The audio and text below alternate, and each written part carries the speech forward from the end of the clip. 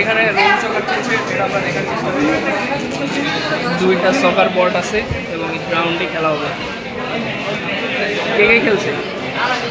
তোমরা দুইজন। তোমার নাম? রাফান। তোমার নাম? আচ্ছা, কে জিতবে মনে হচ্ছে? শেষ পর্যন্ত কে জিতে? খেলার কিছু রুলস আছে।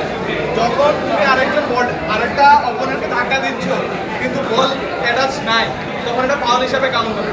আর ফাউল হলে মেইন ম্যাচগুলোতে তোমার মাইনাস পয়েন্ট হয়। তো এই জিনিসগুলো মাথায় রেখে তোমার খেলতে হবে। ফ্রেন্ডলি ভাবে খেলবা, ফেয়ার ভাবে খেলবা, কেউ অ্যাগ্রেশন দেখাতে যাবা না। ওকে, ঠিক আছে? আমরা এখন দাঁড়াও, টাইম শুরু করব। Time starts now.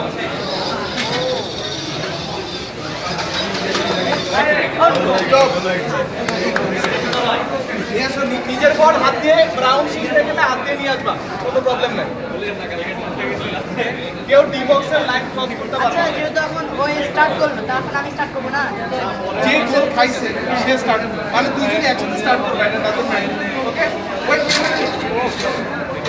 চলো চলো।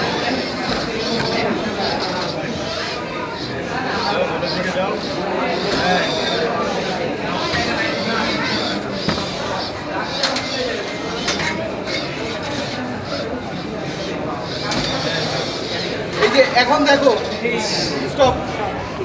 এগুলো হচ্ছে রো ব্যাটে হয়ে গেল। ডিফল্ট স্টপ, ঠিক আছে? এখন এই চাকা গেছে, ওই চাকাটা লাগে না।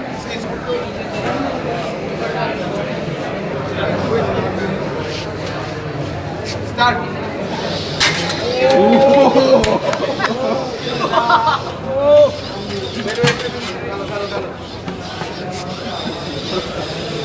আস্তে আস্তে আস্তে আস্তে।